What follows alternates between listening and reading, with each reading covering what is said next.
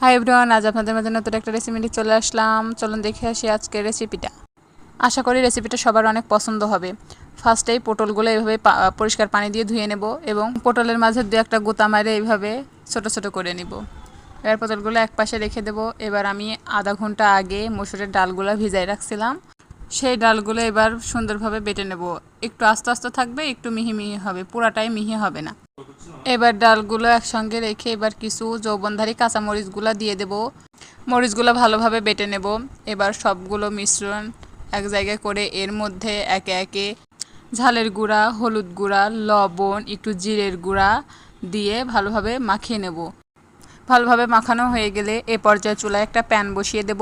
এর মধ্যে কিছুটা তেল দিয়ে দেব এবং তেলটা গরম হয়ে আসলে এর মধ্যে ছোট ছোট বড়াগুলো দিয়ে দেব।